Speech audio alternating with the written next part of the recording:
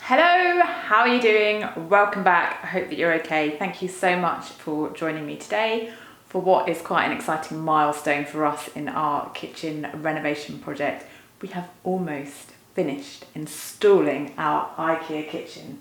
So I thought it was time to bring you a bit of an IKEA kitchen review and tell you what we liked, what we didn't like so much, what we loved, and share with you a few tips that we discovered along the way and some hacks to make your life easier if you're also considering installing an IKEA kitchen. So stick around.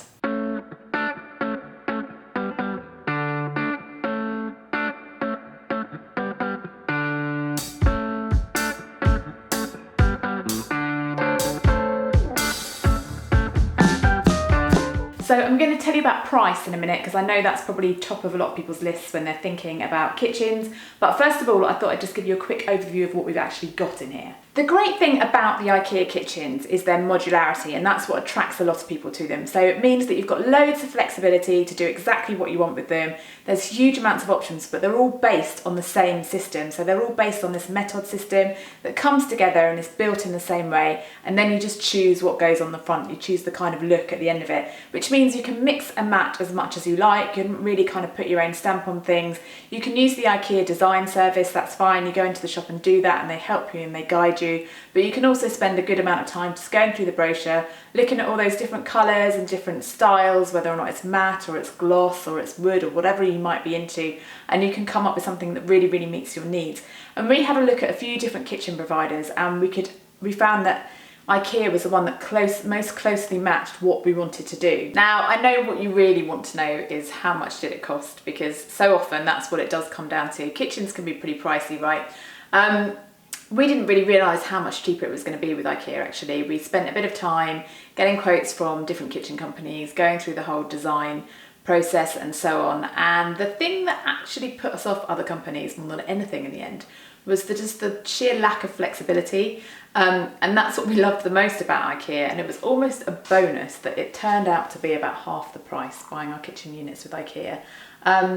Because what we've done is build it in stages. So we went to IKEA and we bought the first bits and we did the bits along the back and then we did the cupboards on the wall, and then we moved to working out what we were going to do along here and the final bit over by our fridge as well. So that was really nice for us. It meant we could actually go to the shop, order there and then, install, and every time we went we were able to pick up what we needed.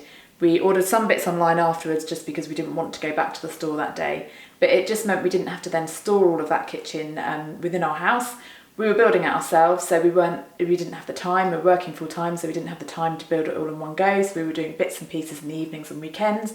So it just worked perfectly. And as a way of shopping and experience, particularly for a DIYer, it was definitely just so much better.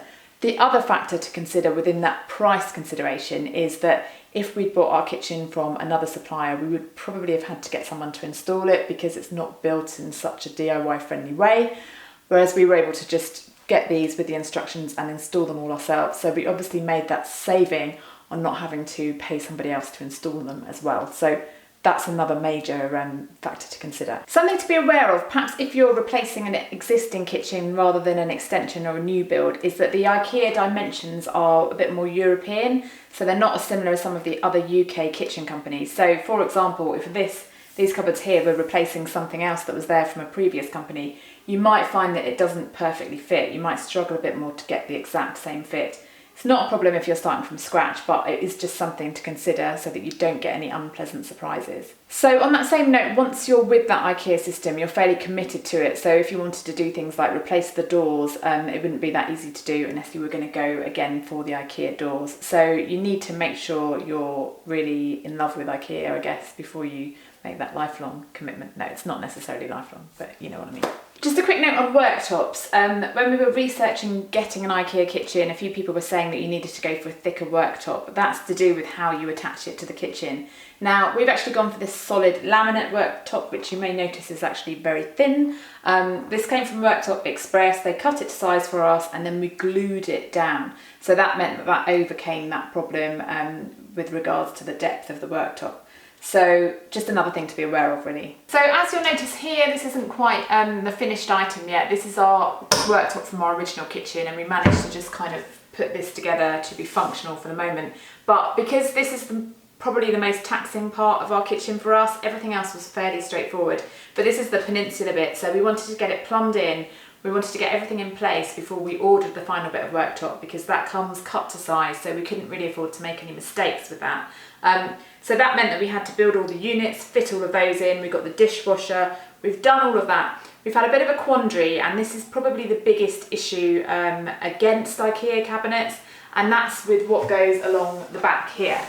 Now, IKEA cabinets don't come with a utility run, a services run at the back basically. So some cabinets that you buy, you'll get the back of the cabinet and then you'll get another extra bit along here, and that's where you can stick your pipes, your electrics, anything that needs to run along the back of your cupboards. Not so with IKEA. They're basically built to fit straight to the wall. This is a Swedish thing apparently. They have their utilities run in a different way. Differently built houses, it's just a whole different game. So that can be more challenging when you're building an IKEA kitchen in the UK.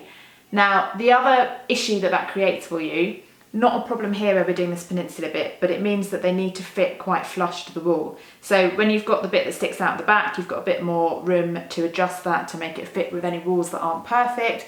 But when you're trying to fit that right up against the wall, that's a bit trickier as well. Luckily they have little filler panels, things like this, that you can use. That can help you if you end up with any gaps that don't look too great. But it is definitely something that's against the IKEA kitchens. Not enough really, in our opinion, to make them not worth getting, but something to be aware of so you don't get too frustrated when you're in that installation process. So this bit here, we've been trying to work out the best thing to do for a while now. Because of the size of the room, we didn't want to add too much depth to this Peninsula, because it then meant we didn't have really enough space for the dining and the seating and everything else we've got going on in here. So we were trying to work out the best way to create the back of it. We need it to come past this pipe here. This is our drainage pipe from the sink. So we needed it to skim that, have enough room there. We wanted a slight overhang with the worktop, and we needed to build something that would support that worktop at the back as well. So we considered a frame. It was a bit faffy. We're not carpenters. We didn't have the materials available at the time. IKEA was still delivering because we're in the lockdown zone, time zone at the moment. And actually they did some very cheap units that fitted quite well on the end. They were about £20 each. So we've decided we're going to pop one on the end here. It's then we've got a space for books and things in there. We'll face it that way, so it's basically slightly smaller than this. Face it that way. We've got a couple more that we're just going to hide in the back here, and then we're going to use that as our support for the rest of it, and put a backing panel on it, and then we can put our worktop on top of that. So once we've built those, in a moment, we can put all that in place, we can get our final measurement for our bit of worktop, and we will finally be done. Now, seeing as we've got the back of a unit on show here, it's quite useful to show you what goes into kind of putting them together and putting them on the wall. We've got these brackets here, and that's what's used to attach these to the wall. So you either use the rail system or you can attach them directly to the wall using these. It depends what configuration you've got really, what might work better. It's quite a simple system though, you don't have to be hugely experienced kitchen fitter to use it, so that's really nice. You can see, obviously it all arrives flat pack, so we've put it together ourselves. So you can see how you can go wrong. You know, you could miss the point with one of the nails. It is fairly obvious what you have to do. The instructions we found were really simple to follow, which isn't always the way with IKEA stuff. Some stuff I've struggled for hours with, but this was all fairly intuitive. But, you know, there is a chance that you could mess up slightly, but I think all of the areas where you could mess up are hidden. So you're not really likely to do anything that wrong that's actually going to show on the front of your kitchen. So that's the good news, I guess. We're going to have to remove these here in order to get our unit to sit flush with this one, because that's what we need to create this back. So we're going to take this off and this off, this off and this off, and the same the whole way down. Another thing to note perhaps is, because it's flat pack, we've got this quite wide unit at the back here, and this is for our sink. We had to, unfortunately at the time they didn't have available any of the sink ones with the holes in, so we had to drill our own hole. You'll also notice that there's two different backing panels for it, because it's flat pack and they're trying to keep it the size to a minimum for transport. Rather than having one huge unit, they've got these two that you put together. So that's a bit flimsier than if you had one that came all together, but it's at the back of your sink, so it's not really going to have that much contact and interaction. So It's the kind of thing that you can live with, you know? So let's go and find our units that are gonna go here, and I can share some tips with you for putting them together. First tip, we've had this one delivered to us, so unfortunately it's too late to do anything about it, but if you're picking up any boxes in store, is check the boxes themselves, because this one actually looks like it's been dragged across something. Hopefully there's no damage inside, but if you've got some to choose from in store, pick one that hasn't got any damage on the box. Next tip is just be very careful when you open the boxes, of course, because that's another opportunity for damage if you're not careful. So don't drag anything, any knives or anything along here. Just go to the edge and just very carefully prise it open along there.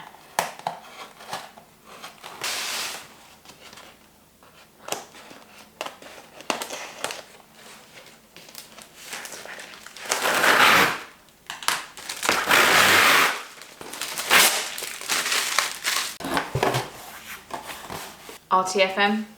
We've actually done enough of these now. We should be able to do them without the instructions, but we'll keep them on hand just in case. Another tip, if you've got a floor that you want to look after, which we are lucky enough to have now, is careful how you build your cabinets, because you obviously don't want to scratch the floor or damage anything around you. So we've tended to use the boxes themselves to actually build on. So put the bits to one side that you don't need to use immediately and any rubbish, and then you can use that as a nice little base.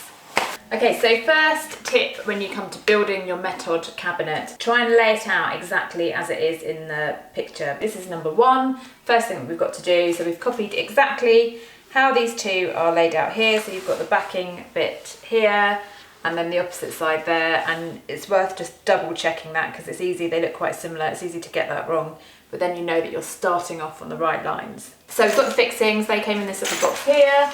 Got those out. If you can get your hands on an impact driver, it will make lighter work of it, because there is a fair bit of fixing to do when you build these, especially if you've got a few to do.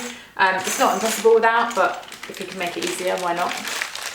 So let's see what we've got inside. Now there's lots of different screws in here, some of them look quite similar, so it's also always worth double checking that you've got exactly the right screw for each piece. What we're building here are the side panels, so I've got out the screws and the pieces that I need to do this. So we've got these ones, and they go right in the corners, and these wooden dowels go just next to them in the holes that are slightly bigger here, as you may be able to see.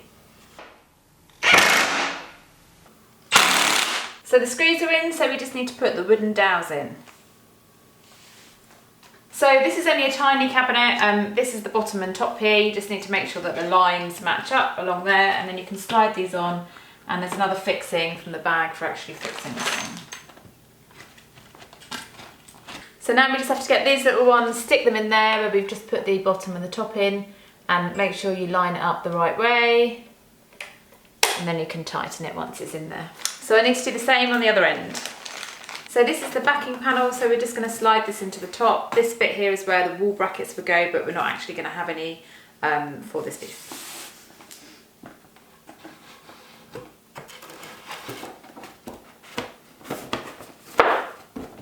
So this is the other side. This bit's a bit trickier because we've got to get everything lined up in order to make this fit in. So start with lining this bit up with the backing panel, and then try and get your other bits and pieces in afterwards.